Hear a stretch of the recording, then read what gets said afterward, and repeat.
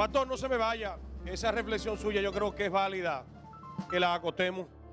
Ayer recibimos la información de que un señor de 93 años estaba bajo prisión, está detenido en la cárcel de Monte Plata.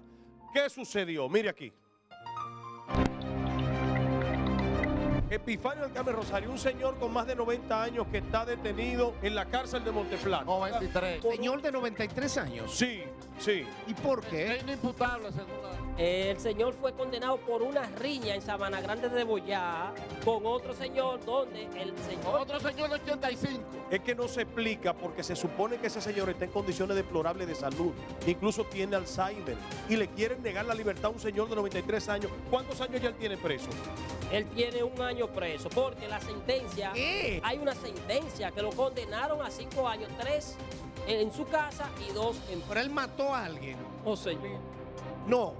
Al que él hirió le dieron 3 puntos y el que está preso le dieron 20 puntos en una rodilla. Estos verdaderos delincuentes en la calle. Y ahí la justicia entonces no habla. Lo raro es que con 93 años lo hayan condenado a cárcel. Los delincuentes de patio y los de saco y corbata. Eso es una Y la desproporción. justicia no hace nada. ¿En qué centro penitenciario se encuentra?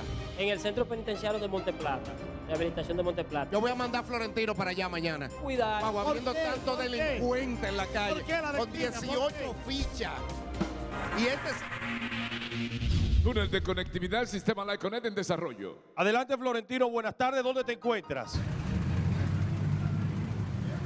Gracias, Julio. Tal y como prometió la telerrealidad, tal y como prometió nuestro productor Iván Ruiz, aquí estamos ya frente al Centro de Corrección y Rehabilitación, en este caso que indignó a nuestro productor y al país, Centro de Rehabilitación y Corrección de Monte Plata, al frente de donde allá adentro o dentro está Epifanio Castro, 93 años y quien cumple condena de 5 años. Vamos a conocer la realidad del caso y a tratar de conversar o atenderlo de cerca a él. Esta es la telerrealidad de Iván Ruiz y vamos a conocer en detalle para que el país y el mundo conozcan este caso que ha indignado o se ha agregado a la indignación del país por otros casos que también cubrimos aquí. Bien, Florentino, en breve haremos contacto contigo. Aquí está junto a nosotros Manuel María Mercedes de los Derechos Humanos, con quien vamos a conversar en ese tenor.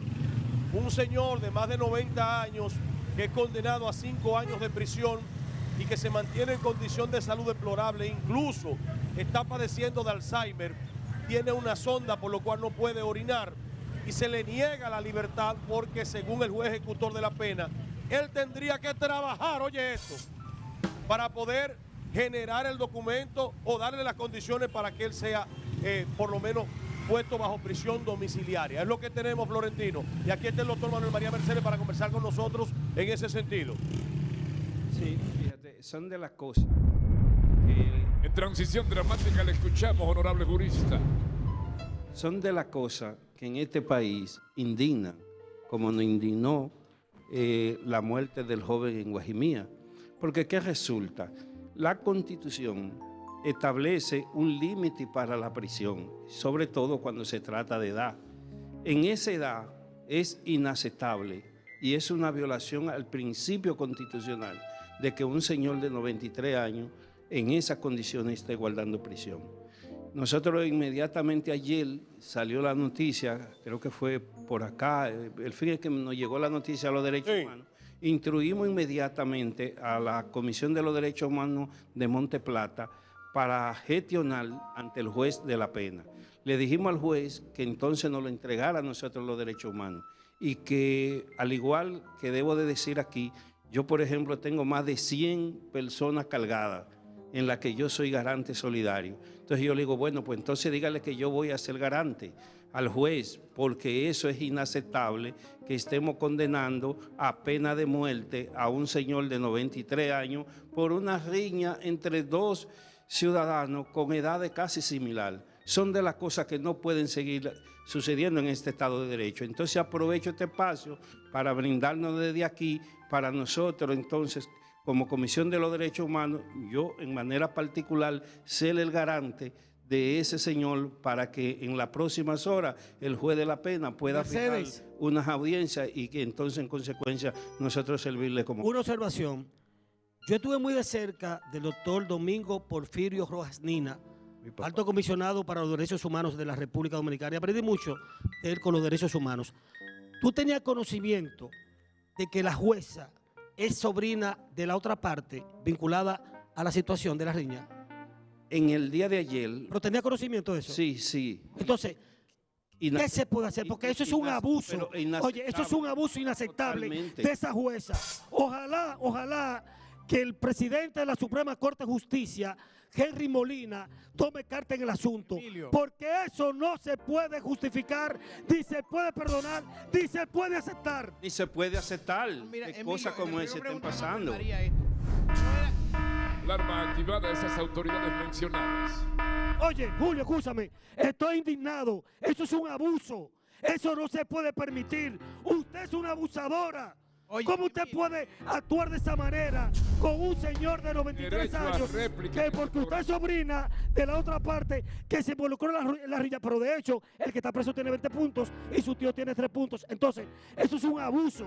Usted debe ser recusada, usted debe ser amonestada. Eso no se puede permitir. Luis Henry Molina, presidente de la Suprema Corte de Justicia. Juan María.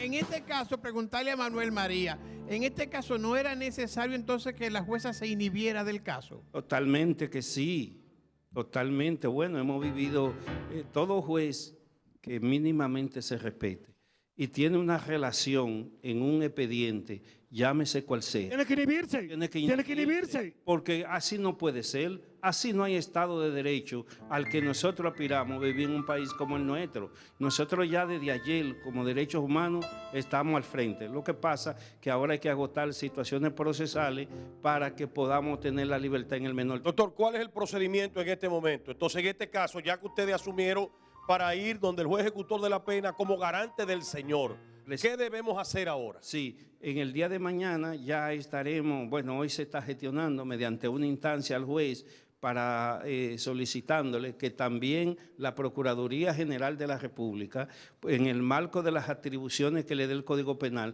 puede carcelarlo. O sea, con un simple auto de la Procuraduría General de la República, menos trámite, se puede lograr que real y efectivamente este señor de 93 años le sea entregado a su familia o que si no, no le entregan a nosotros los derechos humanos. En este caso del Estamos señor. gestionando por 2 vías. Sí. Por la vía del juez de la ejecución de la pena, que es facultativo de él conforme a la ley que judicializa la ejecución de la pena, pero también estamos clamando a la señora Procuradora General de la República porque ella puede, mediante un auto sencillo, lograr la excarcelación de ese señor porque a él se le están violando derechos constitucionales y no puede estar privado de ese delito. Déjeme darle un dato. El padre Juan Carlos de Sabana Grande de Boyá también se ofreció como garante ante la circunstancia. Una sobrina que vive cerca del señor también se ofreció como garante y lo que se planteó fue que al caballero, según lo que ellos nos dijeron, que al caballero había que ponerlo por lo menos a llevar una servilleta de un lado a otro para que pueda servir de garantía y garantizar que él esté allí en ese lugar donde se supone que iba a establecerse su domicilio. Sí, pero que la ley es flexible. Si en el hipotético caso, por ejemplo, nosotros y para que por aquí, y yo sé que va a llegar, tenemos privados de libertad que están en la Comisión de los Derechos Humanos, que lo tenemos ahí, como un caso famoso que ustedes saben, ¿verdad? Que no es de referencia, pero tenemos otros que están ahí. Entonces el problema no es donde esté, el problema es la libertad. Si el problema es por donde está, bueno, pues nosotros nos lo traemos para la sede central y ahí lo habilitamos. Pero también podemos buscar casa o podemos ubicar un domicilio, porque lo que no puede venir un argumento pobre, el juez de la ejecución de la pena de esa jurisdicción es estableciendo que se le va a ofertar trabajo o que se le va a ofertar otra cosa que no sea la libertad, porque ese señor hay que tenerlo en un lugar en donde ya en sus últimos días pueda vivirlo tranquilo y en paz. Y yo le pregunto en un caso extremo, doctor, ya que estamos usted y yo aquí conversando, que nadie nos está escuchando, y si por casualidad, ante las circunstancias que amerita un caso tan grave como este, ese señor pierde la vida, ¿a quién le echamos la culpa? ¿Quién se hace responsable? Ese es uno de los problemas, pero la responsabilidad es para el Estado, porque hay una violación constitucional. La Constitución dice, después de entrado en una edad de los 65 a los 70 años, ya usted no puede aplicar prisión preventiva. Y más en esa situación en la que ya un señor se ha diagnosticado ese grado de enfermedad, no fue posible que lo mantengamos enclaustado en un centro de privación de libertad. Que ser muy inhumano, esa jueza fue una actitud totalmente inhumana, inaceptable. Inaceptable. Eso no se puede Eso no se justificar puede. y hay que amonestarla. ¿Por qué? Porque ahí se vio una situación que ella benefició a su tío, que sin embargo el tío tiene 3 puntos y ese tiene 20. Entonces, no se puede, Julio Clemente, ante una situación así, uno hacerse de la vista gorda. Bien. Amonestación. Bien, queremos agradecerle al doctor Manuel María Mercedes. Pero yo quiero hacerle una pregunta a Manuel. Adelante. Era ¿Qué hacemos? Esperaba Ok. que terminaran con Sí, este tema. adelante, porque Ivonne. voy a introducir como otra parte, doctor Manuel María, porque las muertes por intercambio de disparos, yo no sé si hay que atribuírselas también al Estado, pero además vemos en todos esos procesos una especie de necropolítica de los políticos. Y lo digo por las cifras que ustedes han registrado. Cándido Mercedes en un trabajo hablaba de 7.135 desde el 96 hasta la fecha. Usted tiene unas cifras que disienten. Dentro de todas esas cifras, y ahí aplico el término, la mayoría se registraron en los 3 gobiernos, por ejemplo, del expresidente Fernández, y hago la referencia porque lo veía referirse y rasgarse las vestiduras. ¿Cómo hacemos ahora que se habla también de reforma policial? ¿Cómo enfrentar eso y la veracidad de las cifras comparadas? Usted me va a contestar en breve. En breve haremos contacto nuevamente con Florentino desde el Centro Correccional de Monte Plata, pero desde Santo Domingo Oeste, allí estará Daniel Lajara, le estamos dando seguimiento a esta información desde muy temprano, pero antes de irnos, el pastor me hizo una reflexión que yo quiero que él, por favor, la externe, porque entiendo que es oportuna y precisa antes de irnos a la pausa.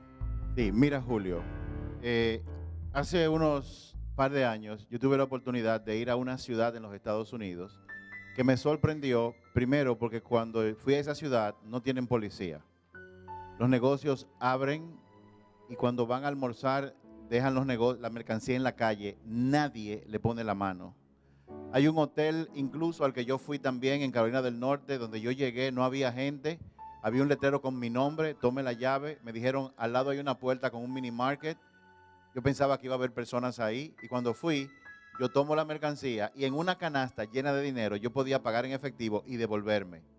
Entonces yo dije, ¿por qué así en esa ciudad y en mi país no es así? Y todo tiene que ver con el tema de valores. Las instituciones, como la policía, como las diferentes instituciones del gobierno, no pueden ser transformadas, pero las personas sí. Ahora, personas transformadas sí pueden transformar las instituciones. Y para eso, para transformar a una persona, no puede haber transformación, Julio, si no se trabaja desde el corazón. Todos esos intercambios de disparos, la muerte de ese joven que no sabía que había fallecido así, viene porque hay una carencia de valores reales en nuestra nación y en nuestras instituciones. Y tenemos que comenzar a implementar y a sembrar valores. Nosotros ya lo estamos haciendo en algunas. Esto para mí es algo de seguridad nacional. No se va a cambiar una institución a menos que el corazón se cambie y se le siembren valores. Y yo vuelvo a mi pregunta más terrenal. Nos vamos a la pausa para retornarla. Sí, vamos a la pausa. Bueno, porque esa tiene que ver más con la responsabilidad de Estado también, aunque no descarto su planteamiento, pero nos vamos entonces. Vámonos, show sale para todo. En solo minutos conectamos con ella. Tere, deme un poquito de la batida, ¿eh? Ya está haciendo su Después de batida todo ese solita. tiempo, por lo ahí. menos que pueden hacer, dame un chin. Uno seco de batida en Sáqueme la mía. Bueno, se van a quedar los tramoyos y los camarógrafos. A propósito de batida, hay temas que tienen que ser debatidos. Totalmente. Como la ley de expresión, mañana tenemos un programa especial al respecto.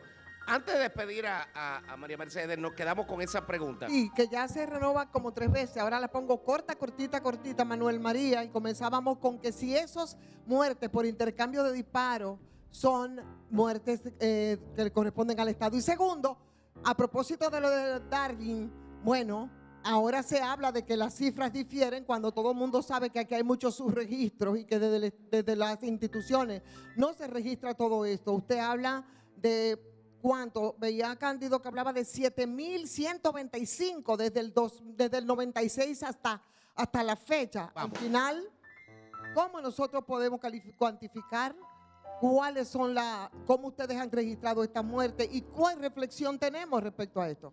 Mira, yo le hice llegar al show de mediodía el informe sobre la situación de los derechos humanos 2025. Y nosotros hicimos un estudio desde el año 2011 al 2026.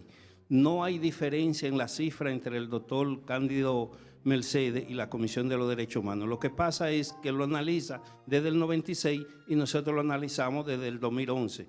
Entonces, por ejemplo, ahí no están los que van en estos 6 meses, que van 200, y entonces esa es la situación. La responsabilidad exclusiva, conforme a la Constitución, los pactos y convenios internacionales, es del Estado. Ahí no hay discusión. El problema está que ese problema es una lacra para el Estado democrático y social de derecho y hay que pararlo. Y quiero aprovechar, porque yo sé que en estos momentos tanto el director de Relaciones Públicas como el director de la policía, mira lo que acaba de suceder, que también es una indignación. El coronel que estaba al frente de la dotación de Herrera, lo quitan, ¿verdad? Pero entonces lo llevan ahora para Pedro Brán. Entonces ahora hay una situación allá que no lo quieren y va a crear otro conflicto que puede llevar en una porque lo que hicieron fue trasladarlo. Pero las responsabilidades en esos casos, por ejemplo, que no debe recaer solo en el agente de la policía, decía yo, desde la ignorancia usted me corregirá. No, también recae sobre el jefe del destacamento y el supervisor de ese agente. Claro que sí, por eso lo que deberían era someterlo a un juicio disciplinario, como plantea la ley. Pero no trasladarlo. Por lo menos hacer el juicio disciplinario antes, Exacto. Evaluar y luego ver. Pero trasladarlo inmediatamente. El problema es que los juicios disciplinarios se lo hacen ellos mismos y se acomodan la cosa. Porque la policía se nos acaba el tiempo, María Mercedes. Gracias por estar aquí.